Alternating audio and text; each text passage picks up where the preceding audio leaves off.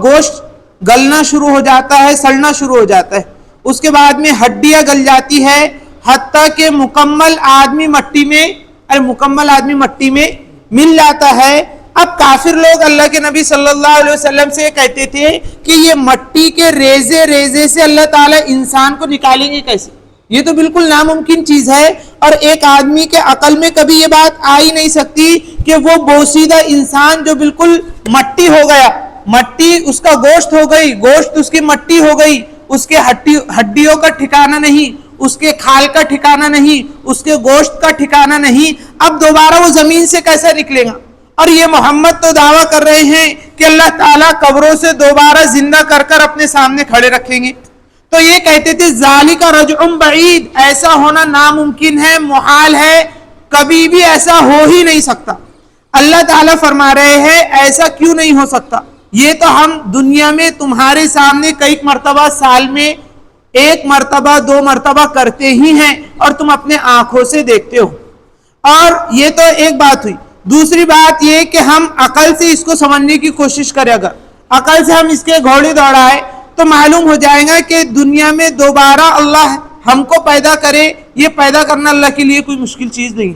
उसकी मिसाल देखो कि जब हम मई अप्रैल के महीने में आते हैं तो जिस तरीके से मार्च, अप्रैल, मई, ये 3 महीनों के अंदर जब हम जमीन को देखेंगे, जंगलात को देखेंगे, खेत को देखेंगे, खलियान को देखेंगे, सहरा को देखेंगे, बयाबान को देखेंगे, सूख जाता है और वहां पर जो घास होती है, पौधे होते हैं, छोटे छोटे नबातात होते हैं, वो नबातात बिल्कुल पीले हो जाते हैं, जर्द हो जाते हैं। और नबातात का पीला होना नबातात के मर जाने की दलील है।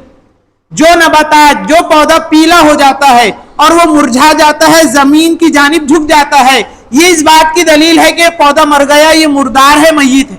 लेकिन आप देखो जैसे ही जून का महीना आता है तेज हवाएं चलना शुरू हो जाती है, और जब तेज हवाएं चलना शुरू होती है तो फिर वो हवाएं बादलों को लाती है। देखो हर बादल में पानी नहीं होता, बल्कि वही बादलों में पानी होता है जो वो तेज हवाएं लेकर आती है, जो अल्लाह की मंशा से आते हैं।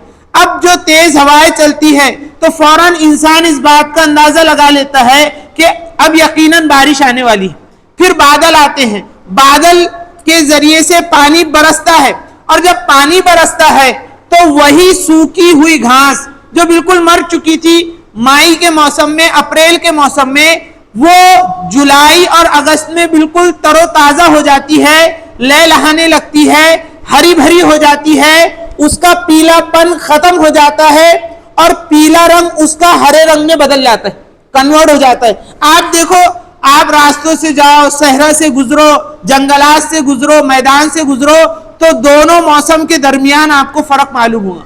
अल्लाह पाक फरमाते हैं जब हम मुर्दार नबातात को और पौधों को दुनिया में तुम्हारे सामने दोबारा जिंदा करने पर कादिर है, तो हम तुमको दोबारा जिंदा क्यों नहीं कर सकते?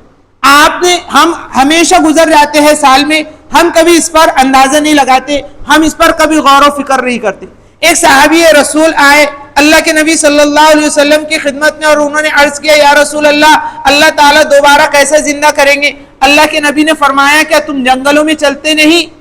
गर्मी के मौसम में वो बिल्कुल मर जाते हैं और बारिश के मौसम में दोबारा जिंदा हो जाते हैं। इसी तरीके से अल्लाह ताला तुमको भी जिंदा करेगा।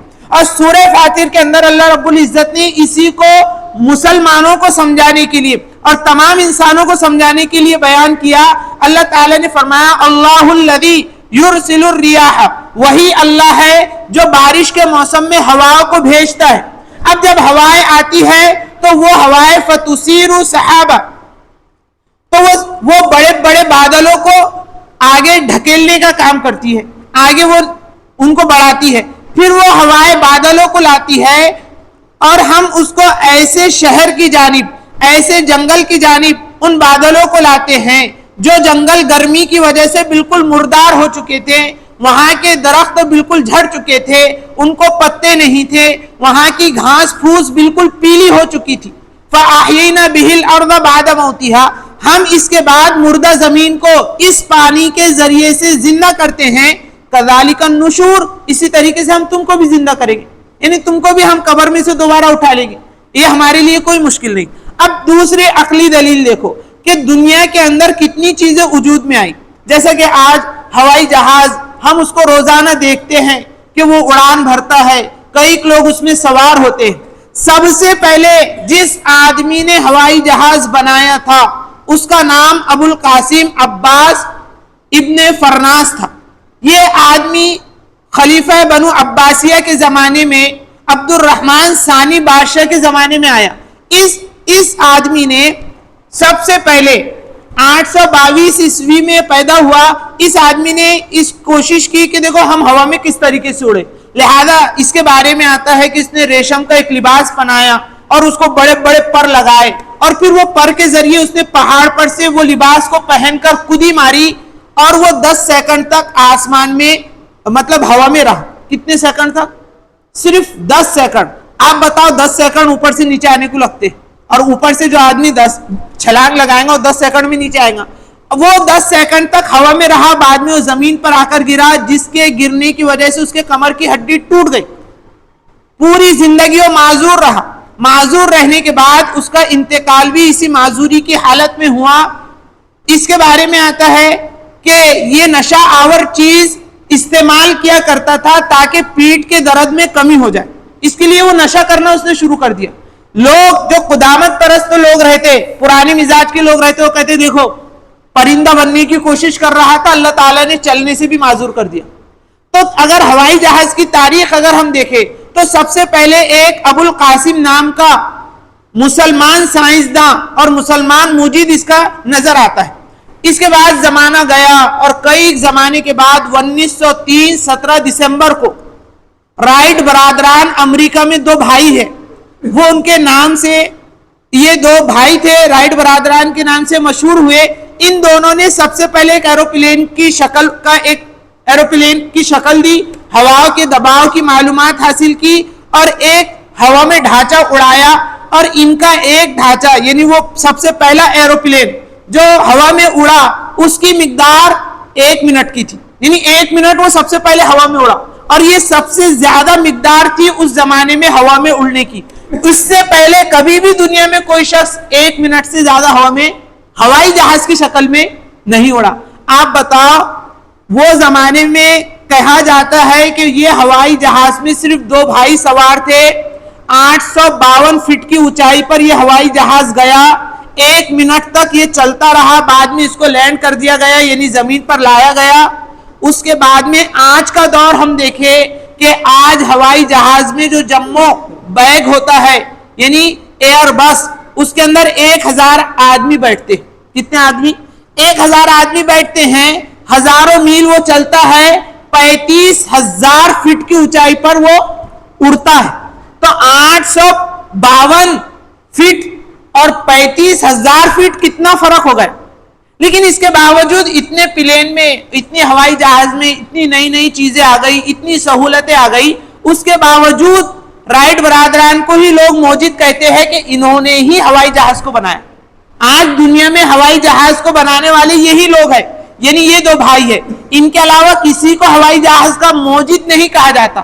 اس کی وجہ یہ ہے کہ سب سے پہلی مرتبہ بنانا سب سے زیادہ مشکل ہوتا. ارے کوئی بھی چیز پہلی مرتبہ بنانا, بعد میں اس کا نمونہ مل گیا, اب نمونے کے اوپر محنت ہوتی گئی, اس میں نئی نئی چیزیں آ گئی. آئی بات سمجھ میں؟ پہلے ٹیلی فون تھا, اب موبائل ہے, لیکن ٹیلی فون بنانے والے کو ٹیلی فون کا موجد کہا جائے گا. آج موبائل کی اس کے سامنے کوئی حقیقت نہیں, کیونکہ اس نے سب سے پہلی مرتبہ دنیا میں نئی چیز لانچ کی, نئی چیز اس نے پیش کیا, ورنہ اس سے پہلے اس کا نام و نشان نہیں تھا. جب اللہ تعالیٰ پہلی مرتبہ ہم کو پیدا کرنے پر قادر ہے, اور پہلی مرتبہ پیدا کرنا سب سے زیادہ مشکل ہے. آئی بات سمجھ میں؟ پہلی مرتبہ کسی چیز کو بنانا, پہلی مرتبہ کسی کو وجود بخشنا, پہلی مرتبہ کسی کو عدم سے وجود میں لانا, یہ سب سے زیادہ مشکل ہے. جب اللہ نے پہلی مرتبہ مشکل کام کر لیا تو دوسری مرتبہ اللہ کے لیے کیسے مشکل ہوگا؟ ارے قبر سے اٹھانا کیسے مشکل ہوگا؟ تو کافر یہ سمجھتے ہیں کہ قبر سے اٹھنا ایک ناممکن چیز ہے. آج دیکھو دنیا میں روز بروز ترقی ہوتی جا رہی ہے, لیکن یہ ترقی کا اثر صحرا ان لوگوں کو ملتا ہے جو لوگوں نے وہ چیز سب سے پہلے وجود میں لائے. کیونکہ پہلی مرتبہ وجود میں لانا مشکل ہوتا ہے، بعد میں اس میں ترمیم کرنا، ترقی کرنا کوئی مشکل